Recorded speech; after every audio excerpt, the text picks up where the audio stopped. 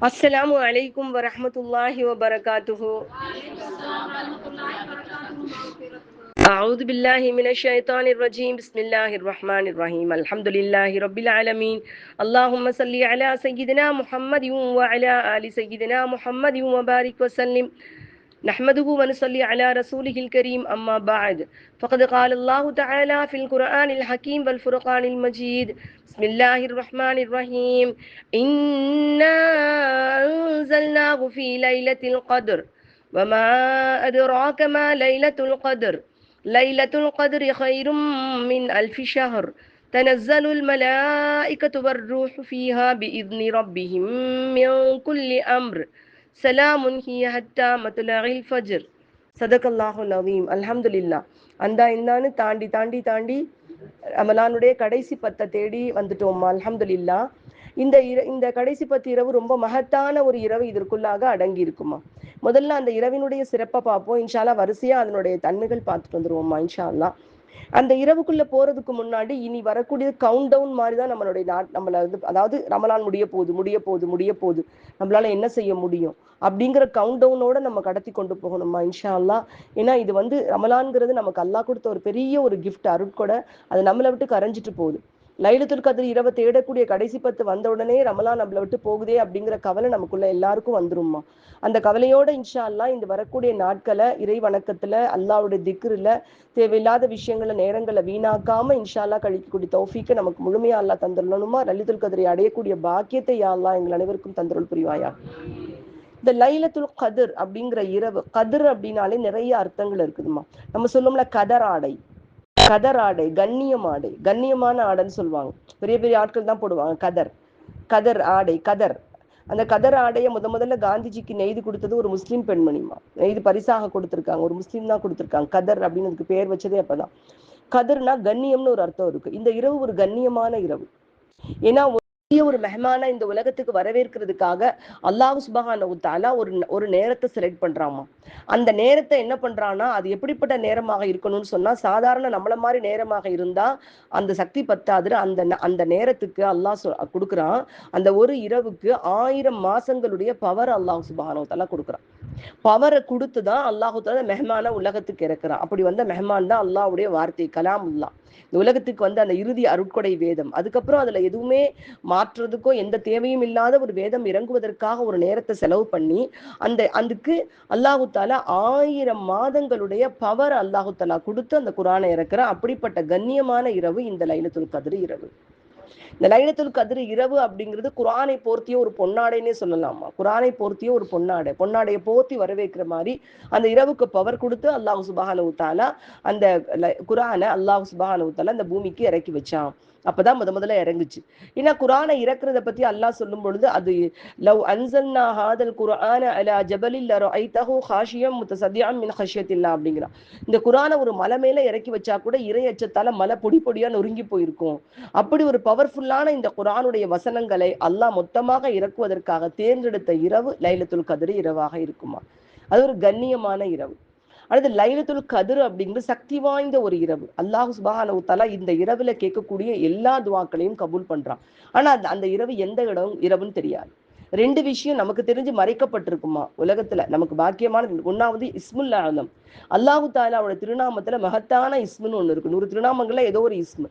அது என்ன அதை நினைத்து கொண்டு செய்யக்கூடிய எந்த காரியத்தையும் நிறைவேற்றி கொடுக்கும்னு சொல்லப்படுது. இஸ்முல் ஆலம் இன்னதுதான் அப்படின்னு மறைக்கப்பட்டிருக்கு. ஒவ்வொருத்தரும் ஒன்னொன்னு ஹையுன் கையூன்னு சில பேர் சொல்றாங்க, சில பேர் அலியுன் அலீம்னு சொல்றாங்க. இப்படி பல விதமா ஒவ்வொருத்தரும் சொல்லிக்கிட்டு இருந்தாலும் இந்த இஸ்முல் ஆலம் எது அப்படிங்கிறது மறைக்கப்பட்டிருக்கு. அதே மாதிரி லைலத்துல் கத்ர் இரவும் அந்த சக்தி வாய்ந்த அந்த இரவும் என்னைக்குன்னு மறைக்கப்பட்டிருக்கு. ஒருவேளை என்னைக்குன்னு தெரிஞ்சிருந்தா என்ன ஆயிருக்குன்னு கேட்டா, தெரிஞ்சு கூட சில பேர் பாவம் பண்ணுவாங்க. அப்ப பயங்கரமான பாவி ஆயிடுவாங்க. இப்பயாவது தெரியாம செஞ்சாங்கன்னா அது போயிடும். தெரிஞ்சும் சில பேர் பாவம் அப்படி இருக்காங்கல்லம்மா நிறைய பேர். லைலத்துல் கத்ர் தெரிஞ்சா கூட பாவத்தை பண்ணிட்டாங்கன்னு சொன்னா அது மிகப்பெரிய விஷயம். லைலத்துல் கத்ர் இரவனுடைய அந்த பாக்கியத்தை புறக்கணிச்சிருவாங்களோ அப்படிங்கிறதுக்காகவும் அல்லாஹ் இதை மறைச்சிருக்கலாமா.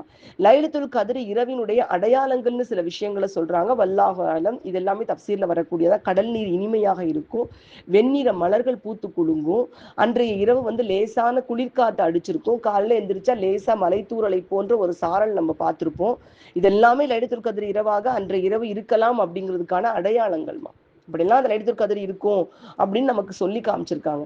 லைலத்துல் கதிர் இரவு பெரும்பாலும் 27வது இரவு தான் அப்படின்னு நம்ம ஏன் பெரும்பாலும் நம்ம வந்து சொல்றோம்னு சொன்னா, அந்த லைலத்துல் கதிர் அப்படிங்கிற வார்த்தை வந்து மொத்தம் 9 எழுத்துக்களை கொண்டது. அது வந்து அந்த சூறால 3 தடவை வருது. 3 27. அதனால 27வது இரவாக இருக்கலாம் அப்படின்னு தப்சீர் ஞானிகள் சொல்றாங்க. இன்னான்சல்லா சூறால பாத்தீங்கன்னா அது 3 தடவை லைலத்துல் கதிர் வார்த்தை ரிப்பீட் ஆயிட்டே இருக்கும். அது மொத்தம் 9 எழுத்து, 9 27 27வது இரவாக இருக்கலாம் அப்படின்னு ஒரு விஷயம் சொல்றாங்கம்மா. அதே மாதிரி எந்த அன்னைக்கு இது நாளைக்கு நம்ம அதை பார்ப்போமா, எந்த அன்னைக்கு வந்து நோன்பு ஆரம்பிச்சிச்சோ அதை கொண்டு பார்த்தா அது ஒரு கிழமையில இருக்கலாம்னு சொல்றாங்க. இப்படி பல்வேறு விதமான அபிப்பிராயங்கள். இந்த லைலத்துல் கதிர் இரவு மறைக்கப்பட்டதுலேயும் நமக்கு ஒரு படிப்பினை இருக்குமா. இன்னைக்கு நம்ம சமுதாயத்துல எவ்வளவோ பிரிவுகள், பிரச்சனைகள், சண்டைகள் இருக்குது. இதனால நமக்கு அல்லாஹ்ட்ட இருந்து கிடைக்கக்கூடிய அருள் நமக்கு கிடைக்காம போகுதுமா. இன்னைக்கு பலஸ்தீன் வந்து இவ்வளவு கஷ்டப்படுறாங்க அப்படின்னு நம்ம எல்லாம் சொல்றோம். இன்னைக்கு அரபு நாடுகள்ல எங்கம்மா ஒற்றுமை இருக்கு? ஏன் ஈரானுக்கு சப்போர்ட் பண்ண மாட்டேங்குது எல்லாமே நம்ம சொல்றோம். ஆனா ஈரானுக்குள்ள எத்தனை பிரிவுகள், ஷியா பிரிவு, அது இதுன்னு நமக்குள்ளாக இருக்கக்கூடிய பிரிவுகள் வந்து ஏற்றத்தாழ்வு உள்ள பிரிவுகள் இது இல்லம்மா. அதாவது மற்ற ஜாதிகள் மாதிரி நீ உயர்ந்தவன், நீ தாழ்ந்தவன் அப்படிங்கிற பிரிவு இல்லை. கருத்து வேற்றுமைகள் முத்தியதால வந்த இந்த பிரிவுகள் நம்முடைய சமுதாயத்துக்கு அல்லாஹ்வுடைய அருள் கிடைக்கிறதுக்கு தடையாக இருக்கு. பெருமானா ஸல்லல்லாஹு அலைஹி வஸல்லம் அவர்களுக்கு லைலத்துல் கத்ர் இன்றைக்கு தான் தெளிவாக இறங்கிடுச்சு. அது சொல்றதுக்காக பள்ளியை விட்டு வெளியே வர்றப்போ 2 சஹாபாக்கள் கருத்து வேறுபாடுல ஈடுபட்டிருக்காங்க. பிரச்சனை அவங்க 2 பேருக்கு இடையில. அந்த சண்டையினால அது மறைக்கப்பட்டுருச்சு. நபி ஸல்லல்லாஹு அலைஹி வஸல்லம் சொல்றாங்க, அதாவது இந்த லைலத்துல் கத்ர் இரவு எனக்கு இறக்கப்பட்டது. ஆனால் உங்கள் தோழர்களாகிய உங்களுடைய அந்த சின்ன சச்சரவுல அது மறுபடியும் எனக்கு மறைக்கப்பட்டு விட்டது அப்படின்னு சொல்றாங்க. அப்போ இது மறைக்கப்பட்டதுக்கு பின்னாடி சச்சரவு இருக்குன்னு சொன்னா இன்னைக்கு ஏகப்பட்ட குழப்பம். அப்ப அல்லாஹ்வுடைய ரஹ்மத்தை நம்ம எப்படிமா எதிர்பார்க்க முடியும்? சரி, ஏதோ ஒரு வகையில நம்ம லைலத்துல் கத்ர் தேடுறோமா இல்லையா? தேடுறதுக்கு நன்மையை கொடுப்பான் நமக்கு. இப்ப சில பேர் சொல்லுவாங்க, இப்ப இங்க வந்து பகலா இருக்கிறப்ப அமெரிக்கால இரவா இருக்கும். அப்ப லைலத்துல் கத்ர் அப்பயா இருந்தா என்ன செய்யறது? நமக்கு பகலா இருக்கப்ப அவங்க லைட்டா இருக்கப்ப இருந்தா என்ன செய்யறது? நமக்கு இங்க லைலத்துல் கத்ர் ஒற்றைக்கு நேற்றே ஆரம்பிச்சிருச்சு சவுதி கண்ட்ரீஸ்ல. அப்ப அந்த மாதிரி இருந்தா என்ன செய்யறது? இப்படியும் கேள்விகள் வருதுமா. எப்படி இருந்தாலும் லைலத்துல் கத்ர் இரவு அன்னைக்கு நம்பிக்கையோட ஒட்டுமொத்த உம்மத்துக்கும் கேட்டோம்னு சொன்னா அவங்க துவா பரக்கத்துல நம்ம சேர்ந்துக்கிடுவோம். நம்ம துவா பரக்கத்துல அவங்க சேர்ந்துக்கிடுவாங்க. அது எந்த நேரங்கிறது நிர்ணயிக்கிறது அல்லாஹ்வுடைய நாட்டம். அதனால பகலிரவு ஆகிய எந்த நேரத்திலையும் பயபக்தியோட கொஞ்சம் பாவங்களை விட்டு விலகிய வாழ்க்கையை வாழ்றதுக்கு இன்ஷா அல்லாஹ் நம்ம முயற்சி பண்ணுவோம்மா. இன்ஷா அல்லாஹ் ஃபி அமானில்லாஹ். அடுத்தது லைலத்துல் கத்ர் அப்படிங்கிறதுக்கு நெருக்கடின்னு ஒரு அர்த்தம் இருக்குமா. நெருக்கடிங்கிற அர்த்தத்துல பார்த்தோம்னு சொன்னா இந்த பூமி முழுக்க மலக்குமார்கள் அணியணியா இறங்கிடுறாங்கம்மா. அணியணியா இறங்குறாங்க. அல்லாஹ் சொல்றான், அடிய மலக்குமார்களே, இந்த மனித இனத்தை படைக்கும் பொழுது நீங்க என்ன சொன்னீங்க? திமா, நான் அவங்க வந்து ரத்தத்தை ஓட்டுவாங்க, யுஃப்சிது ஃபீஹா, குழப்பத்தை அங்க செய்வாங்கன்னு நீங்க சொன்னீங்களே, போய் பாருங்க எவ்வளவு ஆர்வத்தோட அவங்க அமல் செய்யறாங்கன்னு பாருங்கன்னு சொல்லிட்டு பாக்குறதுக்காக அல்லாஹ் தஆலா அணியா மலக்குமார்களை இறக்கி வைக்கிறான். ஜிப்ரீல் இறங்குறாங்க. அதான் ரொம்ப சிறப்புமா. ஜிப்ரீல் இறங்குறாங்க இந்த இரவுல. மலக்குகளின் தலைவர் ஜிப்ரீலும் அந்த இரவு அன்னைக்கு இறங்குறாங்க. அப்பேற்பட்ட அற்புதமான அந்த மலக்குமார்களுடைய வருகை இங்க இருக்கும். மாஷா அல்லாஹ். மலக்குமார்களுடைய வருகை இருக்குமா. இது சாதாரணமான விஷயம் இல்லம்மா.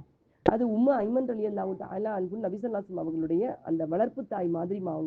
அவங்க வீட்டுல அடிமையா இருந்த பொண்ணு. அவங்க தான் வந்து நபி ஸல்லல்லாஹு அலைஹி வஸல்லம் அவங்க அம்மா இறந்தப்ப 6 வயசு பிள்ளையை கூட்டி கொண்டு வந்து ஊர்ல சேர்த்தது.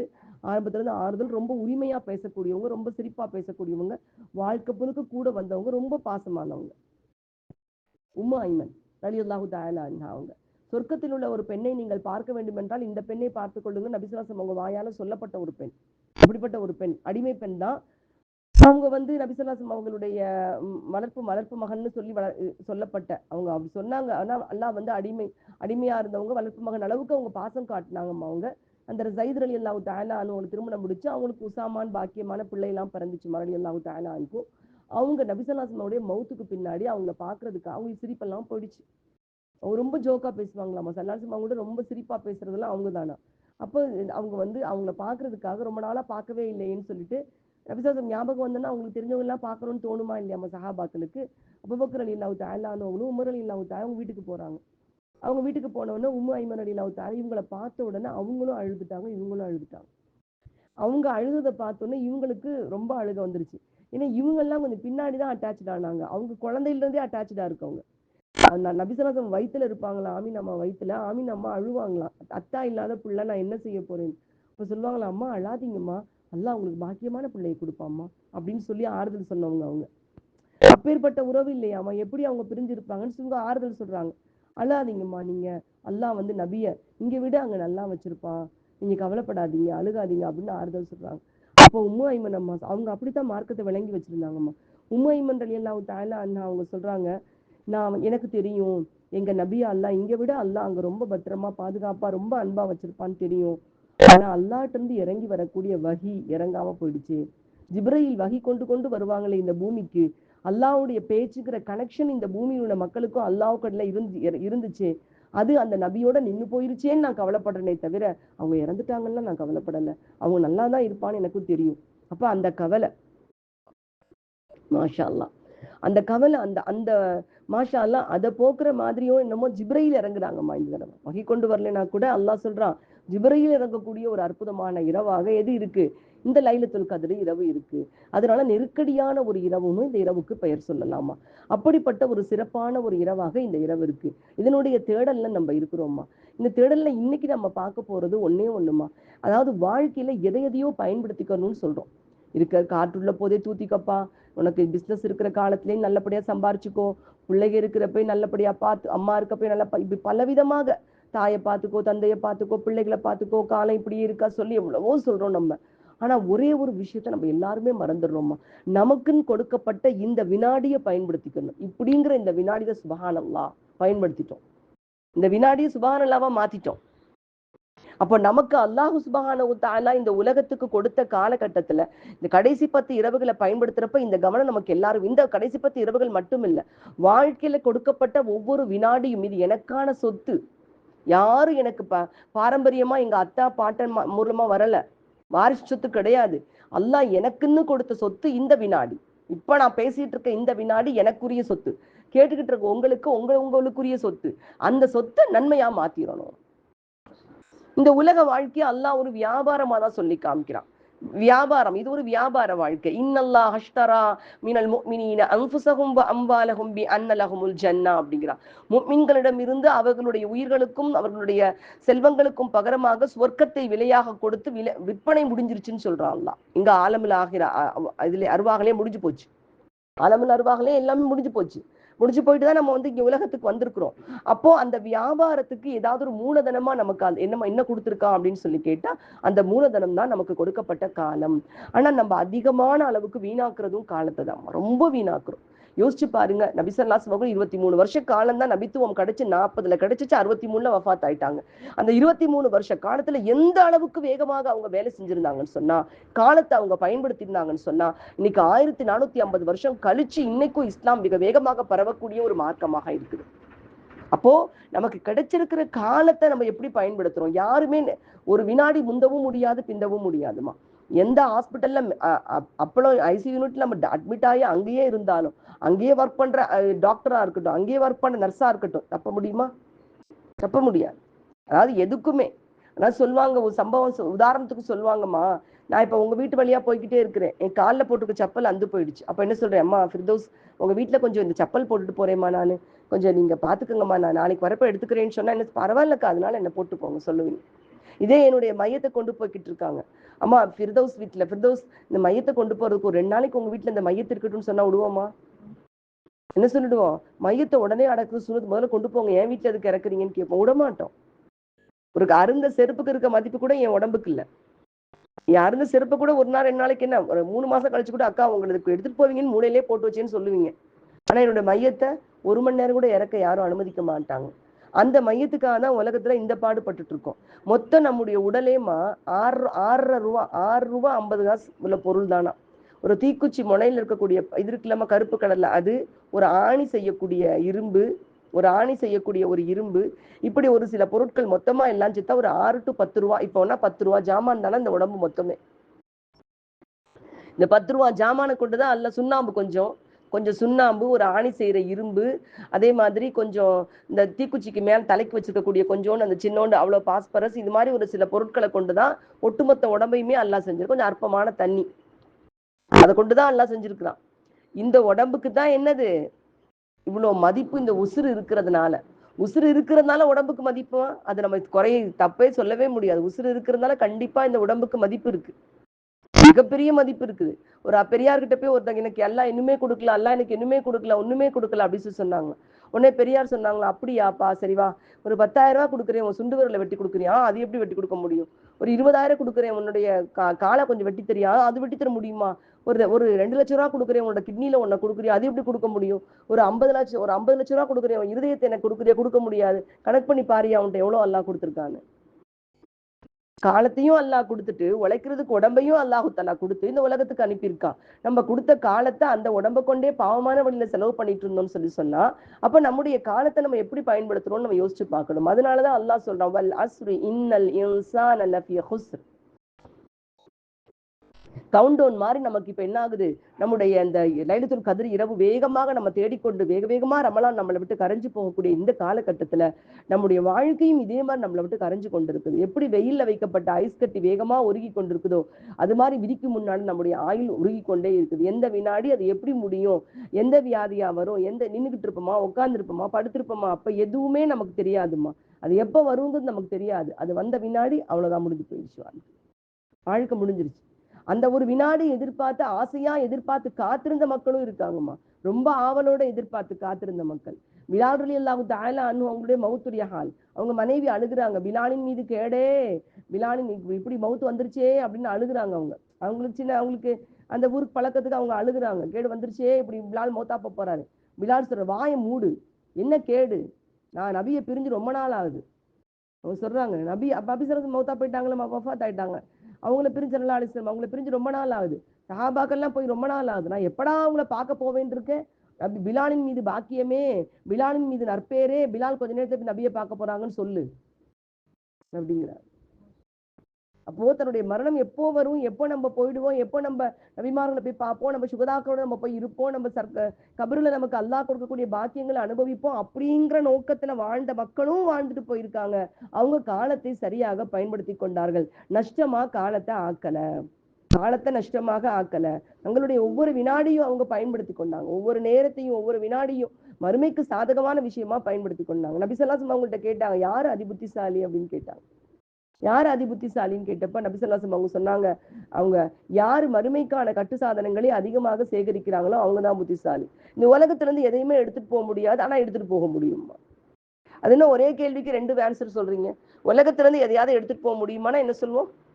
எடுத்துட்டு போக முடியாது, ஆனா எடுத்துட்டு போகவும் முடியும், மாத்தி எடுத்துட்டு போக முடியும். உலகத்துல அல்லாஹ் கொடுத்த காசு பணத்தை அவன் நேசிக்கிற வழியில செலவு பண்ணா மறுமைக்கு எடுத்துட்டு போக முடியும். அல்லாஹ் நமக்கு உலகத்துல கொடுத்த உடலை நல்ல வழியில செலவு பண்ணணும்னு சொன்னா இந்த உடலையும் அல்லாஹ்வுடைய பாதையில எடுத்துட்டு போக முடியும். எத்தனையோ பேருடைய உடல் அப்படியே மண் திங்க நடுங்கி இருக்குமா, மண் திங்க நடுங்கி கண்ணியப்படுத்தி இருக்குது. கேவலப்படுத்துறதுக்காகவும் சில பேருடைய உடலை அல்லாஹ் வச்சிருக்கிறான். நபி ஸல்லல்லாஹு அலைஹி வஸல்லம் அவங்களுடைய காலத்துல ஒரு ஒரு அது வந்து ரொம்ப கேட்கவே நடுக்கமா இருக்குமா. சஹாபாக்கள் ஸல்லல்லாஹு அலைஹி வஸல்லம் காலத்துக்கு பின்னாடி ஒரு ஊர் வழியா போறாங்க. அந்த ஊர்ல ஒரு மையத் கிடக்குது. அந்த மையத்து வந்து நாய் நரிலாம் சாப்பிட்டுட்டு ரொம்ப இதா கிடக்குது. அப்ப சொல்றாங்க, ஏன் இந்த மையத்தை நீங்க அடக்கம் பண்ணா என்னன்னு சொல்லி கேட்டா அது சொல்றாங்க, எத்தனையோ முறை இந்த மையத்தை அடக்கம் பண்ணிட்டோம், பூமி வெடிச்சு மறுபடியும் அந்த மையத்து வெளியில வந்துருது அப்படிங்கிறாங்க. அப்போ என்னன்னு சொல்லி கேட்டப்போ சொல்றாங்க, ஸல்லல்லாஹு அலைஹி வஸல்லம் அவருடைய காலத்துல ஒரு கிறிஸ்தவர் வந்து இஸ்லாத்துக்கு வரேன்னு நபி ஸல்லல்லாஹு அலைஹி வஸல்லம் அவங்கள்ட்ட வராரு. அவர் நல்ல எழுத்தரா இருக்காரு. அப்ப நபி ஸல்லல்லாஹு அலைஹி வஸல்லம் அவங்களை வந்து வகி எழுதுறதுக்காக அமர்த்துறாங்க அவரை. வகி எழுதிட்டு இருந்த மனுஷன் என்ன பண்ணிட்டாரு, திடீர்னு பழைய மார்க்கத்துக்கு மாறிட்டு போய் என்ன சொல்றாரு, நபி ஸல்லல்லாஹு அலைஹி வஸல்லம் அவங்க பொய் சொல்றாங்க, வகிலாம் கிடையாது, நான் எழுதி கொடுத்ததுதான் வகி வகின்னு சொல்லிக்கிட்டு இருக்காங்கன்னு சொல்லிட்டாரு. நபி ஸல்லல்லாஹு அலைஹி வஸல்லம் அவங்க எல்லாரும் சொல்றாங்க, யாரும் சொல்லலாம் இப்படி உங்களை பத்தி இவர் தூற்றிக்கிட்டு இருக்காருன்னு சொன்ன உடனே ஸல்லல்லாஹு அலைஹி வஸல்லம் சபிச்சுட்டாங்க, பூமியும் அவன் உடலை ஏற்காமல் போகட்டும்னு சபிச்சுட்டாங்க. அந்த சாபம் அவனுக்கு கடைசி வரைக்கும் அந்த பூமி ஏற்றுக்கொள்ளாமல் போயிருச்சான். இப்படியும் சில பேர் இருப்பாங்க. ஆனா கண்ணியமானவர்களை லா தக்கூலு, அதாவது அம்வாத்தன் என்று சொல்லாதீர்கள், பல் அஹ்யாஹும் அல்லாஹ் சொல்றான். பல் அஹ்யா, அவங்கள மௌத்தானவங்கன்னு சொல்ல, அவங்கள உடல் அப்படி கண்ணியமா மண் பாதுகாக்குமா, இக்க விடாது, பூச்சிகள் கடிக்க விடாது, அப்படி இக்காம அந்த மண் வந்து அப்படியே அந்த உடலை, ஏன்னா அந்த உடல் அவ்வளவு தியாகம் உலகத்துல பண்ணிருக்குன்னு சொல்லிட்டு அந்த உடலை ஒரு சின்னமாக அல்லாஹ் தஆலா பாதுகாப்பான். இப்பவுமே மதுரையில காந்தி மியூசியம் போய் பாருங்க, நம்ம சட்டைகள்லாம் நம்ம பிள்ளைங்க நம்ம சட்டை சேலைலாம் மோதா போனா என்ன செய்வாங்க பிள்ளைங்க, அல்லது தூக்கி போட்டுருவாங்க. தூக்கி போட்டு நல்ல சேலையா இருந்தா 4 சேலையும் ஆளுக்கு 4 தடவை கட்டி முடிச்சு தூக்கி போட்டு போயிட்டே இருப்பாங்க. அதுதான் செய்வாங்க. ஆனா காந்தி கடைசியில குண்டடிப்பட்டப்ப உள்ள சட்டையை இன்னும் மதுரையில காந்தி மியூசியத்துல வச்சிருக்காங்க. அவர் போட்டிருந்த சட்டை, அவர் செத்து போய் 1948 செத்தாரு. இன்னைக்கு எத்தனை வருஷம் ஆயிடுச்சுமா, இன்ன வரைக்கும் வச்சிருக்காங்க. ஏன்னா கண்ணியம் கருதி. கண்ணியம் கருதி அவரோட சட்டையை இன்னும் வச்சுட்டு இருக்காங்க. அதே மாதிரி இந்த ரூகு போட்டிருக்க சட்டை, இது இந்த உடம்பு தான் ரூகு போட்டிருக்க சட்டை பூமிக்கு வர்றதுக்கு. இந்த சட்டையை கண்ணியப்படுத்தி அல்லாஹ் வச்சிருப்பான். எது வரைக்கும்? கியாமத் வரைக்கும் அல்லாஹ் வச்சிருப்பான். கியாமத்துல அந்த உடல் சாட்சியாக நமக்கு வரும். அந்த மண்ணுடலை கூட மண் கூட திங்க விடாம அல்லாஹ் சுப்ஹானஹு வ தஆலா அது அழகான முறையில பாதுகாத்து வச்சிருப்பான்.